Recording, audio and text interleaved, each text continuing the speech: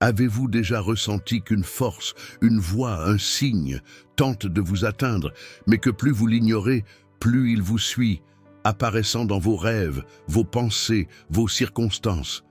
Et si je vous disais que ce message n'est pas une simple coïncidence, un sentiment ou une pensée passagère, et s'il s'agissait d'un signal divin que vous n'avez pas perçu, un avertissement de Dieu lui-même, urgent et personnel, qui résonne discrètement dans votre vie, attendant le moment où vous y prêterez enfin attention?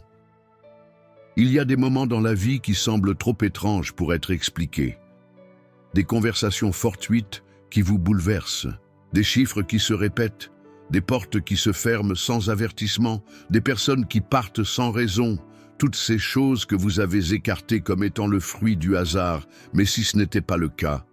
Et si les interruptions, les retards, les peines de cœur étaient en réalité des messages codés avec une clarté divine? Et si la chose la plus dangereuse que vous puissiez faire était de les ignorer? La plupart des gens passent leur vie entière aveugles à ce qui leur est montré. Ils continuent de prier pour un signe, mais lorsqu'il arrive, ils le rejettent parce qu'il ne ressemble pas à ce qu'ils attendaient. Et si, en ce moment même, Dieu vous envoyait un message directement dans votre vie, et que vous étiez au bord d'une percée ou du regret? Il y a quelque chose de caché en pleine vue que peu de gens reconnaissent. Un principe spirituel si puissant qu'une fois révélé, il peut complètement changer la façon dont vous percevez votre douleur, votre passé, votre présent. Et aujourd'hui, vous n'allez pas seulement en entendre parler, vous allez le ressentir. Ce n'est pas juste une autre vidéo, c'est un tournant. Voyez-vous, l'Esprit de Dieu ne crie pas toujours. Parfois, il murmure à travers des portes closes. Il vous pousse à travers des moments d'inconfort. Il parle le plus fort à travers le silence. Qu'est-ce qui se répète dans votre vie ces derniers temps? Cette peur, ce problème récurrent, ce mot que quelqu'un vous a dit et que vous ne pouvez pas oublier. Ce n'est pas un hasard, c'est un signal. Et si vous restez avec moi jusqu'à la fin, je vous promets que ce qui était flou deviendra enfin clair. Au cours des prochaines minutes, nous allons entreprendre un voyage pour décoder le message que Dieu vous envoie. Nous découvrirons le schéma derrière le chaos, la voix derrière le silence, le sens derrière la douleur. Il y a quelque chose que vous devez voir, et je crois qu'à la fin de cette étude, quelque chose dans votre esprit s'éveillera. Vous ne verrez plus jamais votre vie de la même manière. Il ne s'agit pas seulement de connaissances, il s'agit de révélation. Et ceux qui restent jusqu'à la fin sont ceux que Dieu appelle le plus fort. Ne soyez pas celui qui se détourne juste au moment où la porte était sur le point de s'ouvrir. Avant de commencer, je veux que vous preniez un moment pour commenter la phrase « paix en Christ » ci-dessous. Pas seulement comme un commentaire, mais comme une déclaration, un signe que vous ne regardez pas ceci par accident. C'est votre façon de dire « Seigneur, je suis ici, parle-moi ». Cliquez sur le bouton « J'aime » maintenant, non seulement pour soutenir ce message, mais pour que cette vidéo atteigne les vies de ceux qui désespèrent d'entendre une parole. Vous n'avez peut-être aucune idée de la façon dont votre simple clic pourrait être la raison pour laquelle la vie de quelqu'un d'autre est transformée aujourd'hui. Et si vous le faites déjà, merci. Vous faites partie d'un mouvement bien plus grand que vous ne pouvez l'imaginer. S'abonner n'est pas une question de chiffres, c'est rester connecté à la voix qui vous guide lorsque le monde est bruyant. Certains d'entre vous qui regardent ceci n'ont pas d'église à proximité. D'autres se sentent spirituellement perdus. C'est pourquoi cet espace existe, pour vous donner une lumière lorsque vous êtes entouré de ténèbres. Alors, restez proches. Abonnez-vous maintenant et aidez à maintenir cette lumière vivante pour vous-même et pour les autres. Rappelez-vous, l'avant-dernière leçon d'aujourd'hui pourrait détenir la clé pour débloquer la bénédiction qui vous attend. Ne la manquez pas. Commençons. Lorsque Dieu parle, ce n'est pas toujours par le tonnerre. Parfois, sa voix est enveloppée dans un moment si ordinaire que vous pouvez presque le manquer. Comme dans l'histoire d'Élie, lorsqu'il se cachait dans une grotte brisée, épuisé, fuyant la peur. Dieu ne s'est pas révélé dans le vent, ni dans le tremblement de terre, ni dans le feu, mais dans un murmure, un doux murmure. Élie, était un prophète qui venait de vivre une grande victoire. Il avait invoqué le feu du ciel, vu des miracles, vaincu de faux prophètes, mais juste après cela, il s'est enfui. Il avait peur, il se sentait seul, il voulait mourir, et donc, il s'est caché. Tout comme beaucoup d'entre nous le font lorsque la vie devient trop lourde. Après que le bruit du monde s'estompe, après que les applaudissements cessent, après que tout le monde rentre chez soi, nous sommes là, seuls dans notre grotte, nous demandant si Dieu nous a oubliés. Mais la grotte est l'endroit où le message commence. Dieu a demandé à Élie, « Que fais-tu ici ?» Non pas parce qu'il ne savait pas, mais parce qu'Élie avait besoin d'entendre cette question lui-même. Et puis, après le vent, le tremblement de terre et le feu, Dieu est venu à lui dans une voix douce et légère. Et si la voix que vous attendiez d'entendre n'était pas absente, elle est juste plus douce que le bruit dont vous vous êtes entouré. Et si le signe que tu demandes sans cesse ne se trouvait pas dans le chaos, mais dans le silence qui suit, ou que Dieu parle quand nous sommes suffisamment calmes pour écouter, ce doux murmure peut être tes pensées qui s'alignent d'une manière nouvelle. Cela peut être un verset qui soudainement te touche plus profondément, les mots d'un inconnu qui, d'une manière étrange, transperce ton cœur. Cette paix étrange que tu as ressentie au milieu de ta tempête, ce n'était pas simplement toi en train de te calmer, c'était lui. Parfois, le message n'est pas livré de la manière attendue, parce qu'il est destiné à te toucher, pas à t'impressionner. Quand Élie a entendu ce murmure, il est sorti de la grotte. Le même Élie qui, quelques instants auparavant, voulait mourir, s'est relevé pour accomplir sa mission.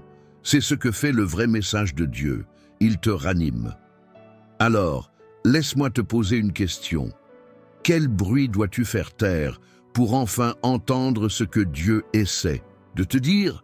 Les signes sont peut-être déjà là, non pas dans le chaos dont tu essaies de fuir, mais dans cet espace de silence où Dieu t'invite à entrer. Reste avec moi. Nous commençons à peine à comprendre comment la voix de Dieu fonctionne, et ce que tu entendras ensuite pourrait complètement transformer la façon dont tu réagis à ces choses que tu fuyais jusqu'à présent. Il y a un moment dans la vie de Samuel, alors qu'il n'était encore qu'un enfant, où quelque chose d'extraordinaire se produit. Et cela pourrait bien refléter ce qui est en train de se passer dans ta vie aujourd'hui. Il est allongé dans le temple, au service du prêtre Élie, quand il entend son nom être appelé, Samuel. Il se lève d'un bond et court vers Élie, pensant que le vieux prêtre l'a appelé.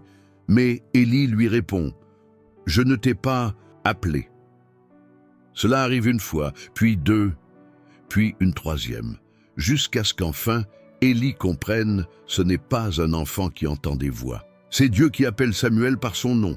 Et voici ce qu'il y a de si profond dans cette histoire. Samuel était au bon endroit, le temple. Il était proche des choses sacrées, et pourtant, il n'a pas reconnu la voix de Dieu. Il l'a confondue avec celle d'un homme. Combien de fois avons-nous fait la même chose?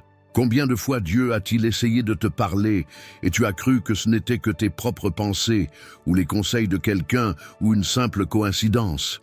Et si ce fardeau qui revient sans cesse dans ton cœur n'était pas de l'anxiété, mais un murmure divin? Et si ce que tu ressens constamment, cette poussée intérieure que tu repousses toujours, n'était pas ton imagination, mais Dieu t'appelant par ton nom? Samuel n'a pas compris tout de suite. Mais une fois qu'il a compris, tout a changé. Il a dit, « Parle, Seigneur, ton serviteur écoute. » Et à ce moment précis, la vie de Samuel a pris une direction divine. Il est devenu l'un des plus grands prophètes d'Israël, simplement parce qu'il a reconnu la voix et qu'il a répondu. Parfois, le message de Dieu ne passe pas par des miracles éclatants ou du feu descendant du ciel. Il passe par la répétition. Quand un message revient sans cesse à ton esprit, quand une parole continue de te trouver encore et encore à travers des prédications, des chants, des personnes, des rêves, ce n'est pas un hasard. C'est intentionnel. C'est le ciel qui frappe doucement à ta porte. Et soyons honnêtes, combien de fois Dieu a-t-il déjà essayé de te parler? À travers cette nuit sans sommeil, à travers ce verset qui ne quittait pas ton esprit, à travers cette personne qui a soudainement partagé exactement ce que tu avais besoin d'entendre. Ce n'était pas une coïncidence, c'était un appel. Mais tout comme Samuel, tu dois te positionner non seulement au bon endroit, mais avec la bonne posture. C'est une chose d'être entouré des choses de Dieu. C'en est une autre, d'être à l'écoute de Dieu. Alors voici la question. Si Dieu t'appelait par ton nom ce soir, reconnaîtrais-tu sa voix? Ou courrais-tu vers ce qui t'est familier, confondant le divin avec l'ordinaire? Peut-être, juste peut-être. Ce moment, ici et maintenant, est l'un de ces appels. Ne bouge pas, reste présent. Ce qui vient pourrait enfin ouvrir tes oreilles et ton cœur à ce que Dieu tente de te dire depuis si longtemps. Il y a un verset troublant caché dans l'histoire d'Élie, ce prophète qui avait vu le feu descendre du ciel, qui avait défié des rois et réduit au silence de faux prophètes. Mais même quelqu'un comme Élie, si courageux, si rempli de foi, s'est retrouvé brisé et seul dans une grotte, fuyant pour sa vie. Et puis, quelque chose d'incroyable s'est produit. Élie, tremblant dans cette grotte obscure, apprend que Dieu est sur le point de passer. Il se prépare. Un vent violent déchire les montagnes, mais le Seigneur n'est pas dans le vent. Puis un tremblement de terre secoue la terre sous ses pieds, mais le Seigneur n'est pas dans le tremblement de terre. Puis un feu embrase le paysage, mais le Seigneur n'est pas dans le feu. Et après tout cela, vient un doux murmure. C'est dans ce silence, si petit qu'on pourrait le manquer, qu'Élie entend enfin la voix de Dieu. Maintenant, pose-toi cette question. Combien de fois as-tu attendu que Dieu se manifeste avec éclat? Alors qu'il est arrivé avec un murmure, nous continuons d'attendre le vent, le tremblement de terre, le feu. Nous voulons des signes, des rêves, des miracles qui font trembler la terre. Mais parfois, Dieu parle dans le calme, pas parce qu'il est distinct, mais parce qu'il est proche, si proche en fait qu'il n'a même pas besoin de crier. Si tu es constamment entouré de bruit, bruit intérieur, bruit extérieur, bruit émotionnel, comment peux-tu entendre le murmure? Et si le silence dans votre vie en ce moment n'était pas une absence, mais une préparation? Et si votre caverne, votre saison de solitude, votre immobilité était une terre sacrée? La caverne d'Élie n'était pas sa fin, c'était son point de basculement. Dieu ne le punissait pas par le silence, il le positionnait pour une nouvelle direction. Et peut-être que c'est ce que ce moment est pour vous. Peut-être que le silence que vous ressentez n'est pas un vide, c'est une invitation. Tous les messages de Dieu ne sont pas forts et dramatiques. Certains viennent comme un souffle dans l'esprit. Un verset que vous n'arrivez pas à arrêter de lire, un sentiment que vous ne pouvez pas expliquer. Une impulsion vers quelqu'un ou quelque chose qui n'a aucun sens, jusqu'à ce que cela en ait. Le murmure porte une puissance, le calme contient des réponses, mais vous devez faire une pause, vous devez vous pencher, vous devez être suffisamment immobile pour remarquer que ce qui semble être rien est en fait tout. Se pourrait-il que le message que Dieu vous envoie urgemment maintenant ne passe pas par ce qui est bruyant, mais par ce qui est silencieux? Vous n'êtes pas seul dans votre caverne, vous n'êtes pas oublié, vous êtes visité. Et le murmure, si vous osez l'entendre, pourrait bien changer toute la direction de votre vie. Il y a une vérité cachée dans l'histoire de Gédéon que trop de gens négligent. Une vérité qui parle directement à ceux qui se sentent indignes, inadéquats ou oubliés. Lorsque l'ange du Seigneur est apparu à Gédéon, il battait du blé dans un pressoir à vin, se cachant, effrayé, essayant simplement de survivre. Il ne se tenait pas droit, ni ne menait une charge. Il ne priait pas pour une mission divine, il survivait simplement. Et pourtant, l'ange l'interpelle avec un titre qui semble presque ironique, « Le Seigneur est avec toi, vaillant guerrier ». Vaillant guerrier? Gédéon était tout sauf cela. Sa première réaction n'a pas été la louange, c'était le doute. Il a répondu avec les mêmes questions que vous avez peut-être chuchotées dans l'obscurité. Si le Seigneur est avec nous, pourquoi tout cela nous est-il arrivé? Combien de fois avez-vous posé la même question? Pourquoi la perte? Pourquoi le silence? Pourquoi les batailles sans fin, sans victoire en vue? Mais l'ange n'a pas débattu avec Gédéon. Il a simplement dit, « Va avec la force que tu as, ne suis-je pas en train de t'envoyer ?» C'est le message que vous devez entendre en ce moment. Dieu n'attend pas que vous deveniez assez fort. Il n'attend pas de vous que vous ayez toutes les réponses, que vous vous sentiez prêt, que votre vie soit en ordre. Il vous rencontre dans le pressoir à vin, dans votre cachette, dans votre état le plus faible et prononce une identité sur vous avant même que vous y croyiez. Il vous appelle vaillant alors que vous vous sentez petit. Il vous appelle choisi alors que vous vous sentez rejeté. Il vous appelle guerrier alors que vous vous sentez vaincu. L'urgence du message de Dieu n'est pas que vous devez devenir quelqu'un, mais d'autres, c'est que vous devez croire en ce qu'il dit déjà que vous êtes. Vous n'avez pas besoin de vous sentir courageux pour être courageux. Vous n'avez pas besoin de vous sentir fort pour agir avec force. La force que vous avez est suffisante parce que celui qui vous envoie est plus que suffisant. Et voici ce que la plupart des gens oublient. Gédéon a demandé des signes, plusieurs fois. Il a douté encore et encore. Et pourtant, Dieu est resté avec lui. Pourtant, Dieu l'a utilisé. Pourtant, Dieu l'a appelé. Cela signifie que vos questions ne vous disqualifient pas.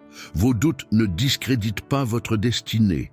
Ce qui compte, c'est que vous continuiez à répondre, que vous continuiez à écouter, que vous n'abandonniez pas dans le pressoir à vin.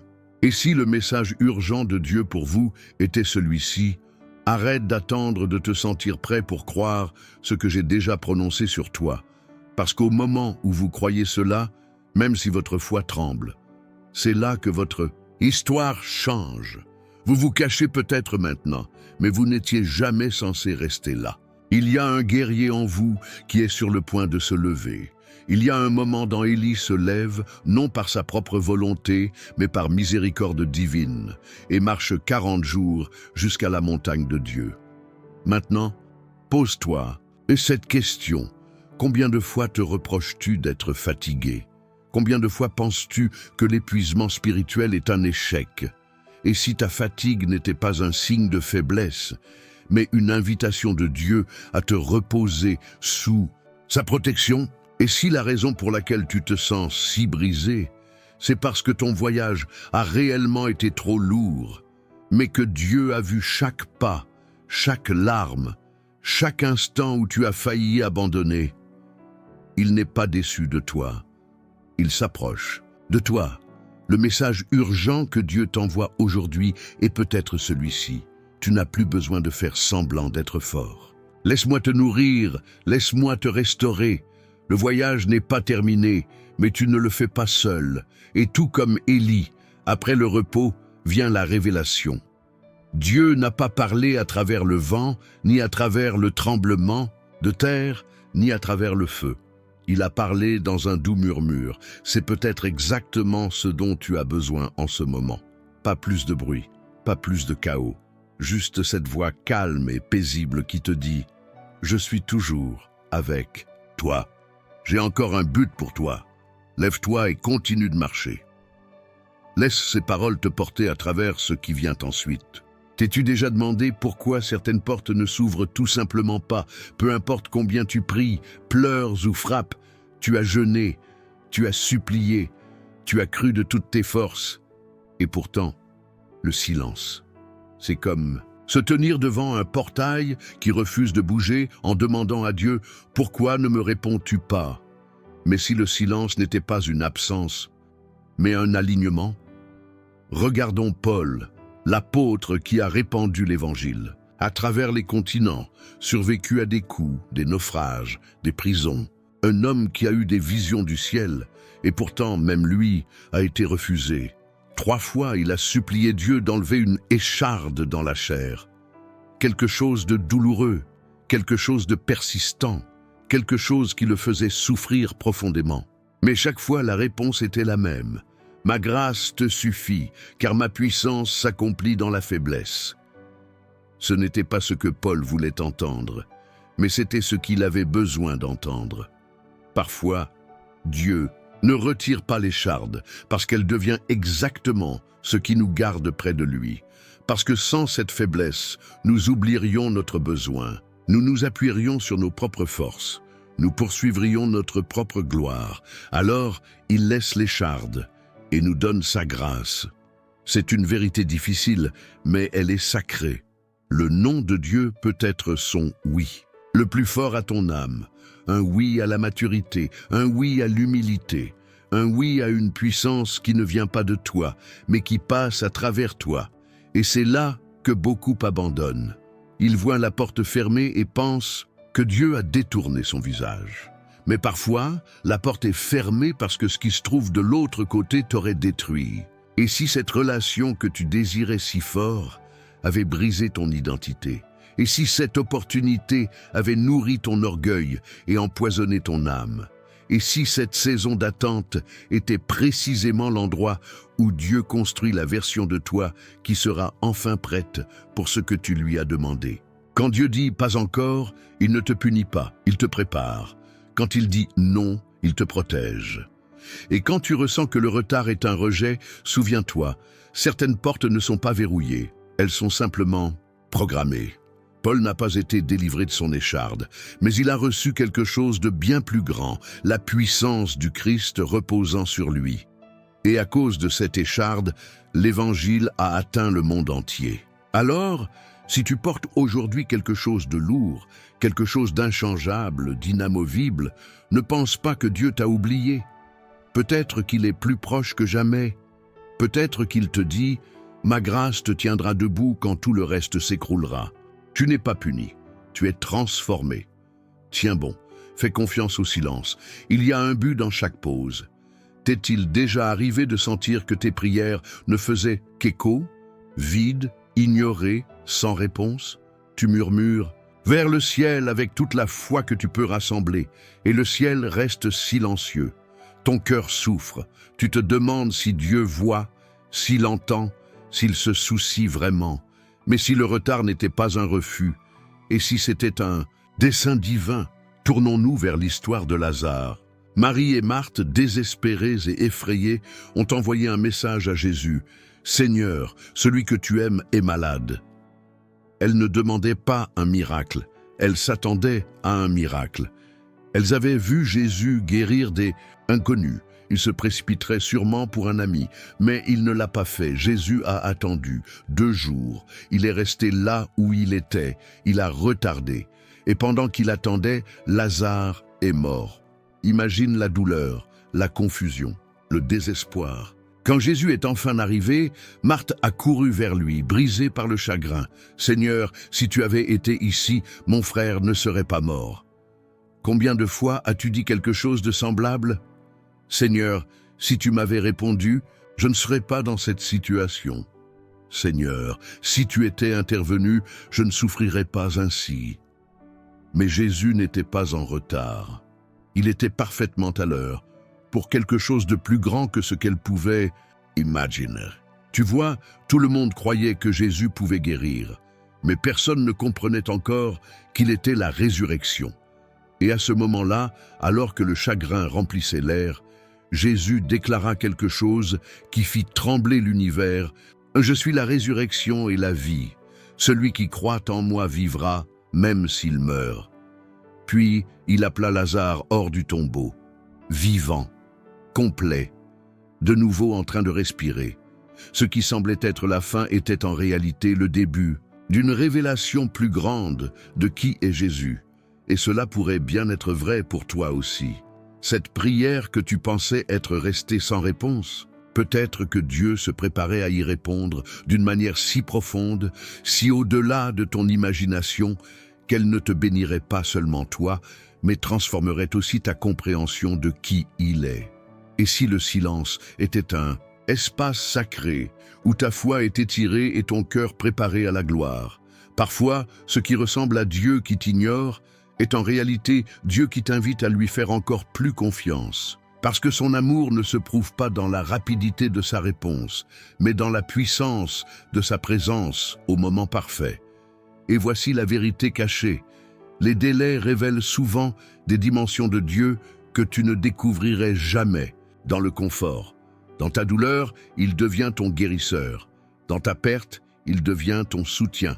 Dans ton silence, il devient ta voix.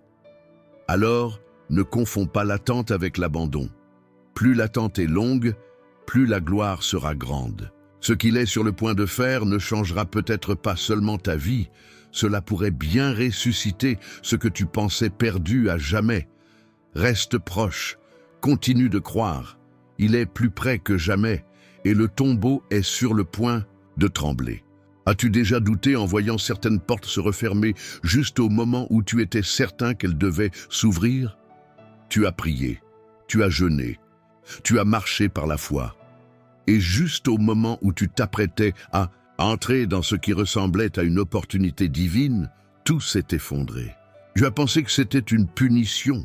Tu as craint que ce soit un échec. Mais si c'était une protection. Marchons avec Paul dans le livre des Actes. Paul, rempli du Saint-Esprit, était avide de répandre l'Évangile. Son cœur brûlait d'entrer en Asie et en Bithynie, des régions pleines de gens en besoin de salut. Mais comme l'Écriture le dit, l'Esprit de Jésus ne leur permit pas d'y entrer. Comment cela peut-il être? Prêcher l'Évangile est une bonne chose, non? Pourquoi Dieu fermerait-il la porte? Parce que Dieu voit ce que toi, tu ne vois pas. Ce que tu appelles rejet, le ciel l'appelle réorientation.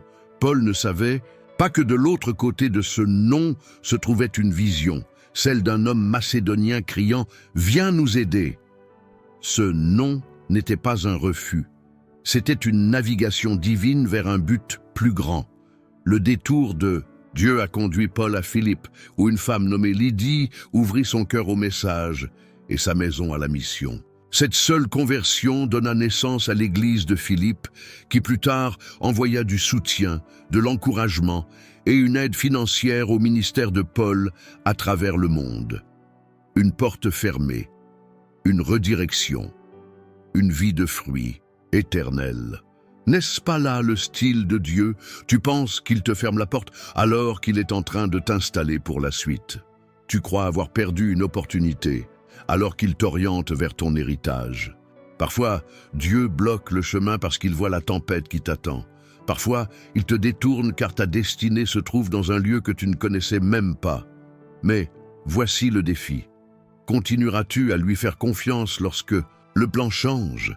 Le loueras-tu encore lorsque la promotion n'arrive pas? Le suivras-tu encore lorsque la carte devient vide? Parce que la foi ne se prouve pas dans le mouvement. Elle se prouve dans l'obéissance, surtout quand la réponse est « pas ici, pas maintenant » ou « pas cela ». Paul n'a pas débattu avec Dieu. Il n'a pas forcé les portes, fermées. Il s'est rendu et ce faisant, il a changé l'histoire. Et peut-être que c'est exactement ce que Dieu te demande aujourd'hui, de déposer ton calendrier, de lui abandonner tes attentes, de croire que s'il ferme un chemin, c'est seulement parce qu'il en prépare un meilleur. Alors, la prochaine fois qu'une porte ne s'ouvre pas, remercie-le. La prochaine fois que la réponse est le silence, attends avec espoir. La prochaine fois que tes plans s'effondrent, sache que les siens ne font que commencer. Parce que chaque porte fermée entre les mains d'un Dieu d'amour devient une entrée vers l'Éternel. Si tu es encore là, si tu as lu chaque mot, chaque verset, chaque réflexion, alors laisse-moi te dire quelque chose de rare. Tu n'es pas simplement un auditeur, tu es un chercheur. Et rien que cela, ça te distingue déjà. Très peu. Reste jusqu'à la fin.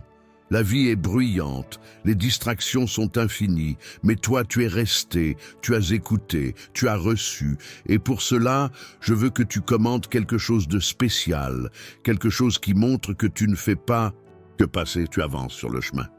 Commande ceci maintenant. J'ai entendu le message. Et je ne l'ignorerai pas, que ce soit ton sceau, ton signe, ta déclaration au ciel et à toi-même, que ce que tu viens d'entendre avait de l'importance, que tu es prêt à l'appliquer, pas seulement à l'admirer, que tu ne laisseras pas cette parole se fondre dans le bruit de ta vie agitée. Et si tu ne l'as pas encore fait, c'est maintenant le moment de t'abonner à cette chaîne.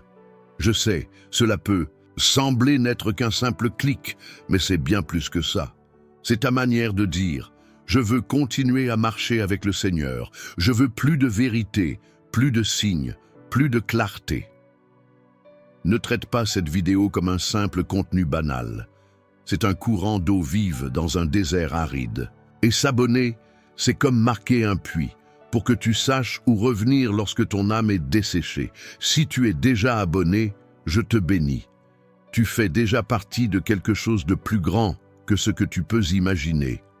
Tu aides à créer un espace sacré sur cette plateforme, un hôtel numérique, où des gens de tous les coins du monde viennent se nourrir et guérir.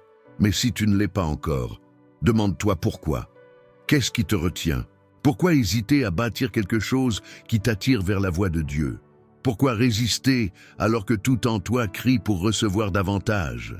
Si ce message t'a touché, si tu as senti l'esprit te murmurer, si même une seule phrase a fait vibrer ton cœur, alors c'est ton appel à le partager. Pense à combien de personnes que tu connais sont perdues en ce moment, anxieuses, cherchant des réponses dans des endroits qui ne font que les vider davantage. Cette vidéo pourrait être le message qu'elles attendent depuis longtemps. Et toi, tu pourrais être la raison pour laquelle elle leur parvient. Ne laisse pas ce moment s'éteindre. Partage-le maintenant. Envoie-le à une seule personne qui a besoin de lumière. Publie-le sur tes réseaux sociaux, non pas comme une corvée, mais comme une torche, un signal, un témoignage. Et souviens-toi, beaucoup de ceux qui viennent ici n'ont pas d'église, des personnes isolées par la distance, la maladie ou la douleur. Pour eux, cette vidéo est leur congrégation. Alors quand tu interagis, quand tu commentes, quand tu t'engages, tu ne fais pas que soutenir cette chaîne. Tu fais partie de leur communauté. C'est pourquoi nous disons « paix en Christ » avant chaque étude. Ce n'est pas un slogan. C'est un rappel que nous sommes tous unis par sa paix, sa présence et son plan. Et aujourd'hui, nous avons touché à quelque chose de sacré. Avant que tu partes, je veux te dire une dernière chose. La réflexion juste avant la dernière, celle sur la porte fermée, la redirection, la voix derrière le silence, c'est peut-être la clé qui te manquait. Ne l'oublie pas, retourne-y, médite-la, car lorsque Dieu murmure, c'est souvent au moment où l'on s'y attend le moins. Alors maintenant, respire, ne pars pas en courant. Laisse la musique de cette vidéo t'emmener dans un lieu de silence. Ne saute pas, ne clique pas ailleurs, reste juste là, ferme les yeux et parle-lui. Dis au Seigneur ce pourquoi tu es reconnaissant. Dis-lui ce que tu lui remets. Dis-lui sur quoi tu as besoin de clarté, que ce ne soit pas qu'une vidéo, que ce soit un moment. Et alors que la dernière note s'éteint, que ton esprit s'élève, paisible, fort et rempli de lumière, laisse la vidéo se terminer naturellement, ne romps pas la connexion, laisse Dieu achever ce qu'il a commencé.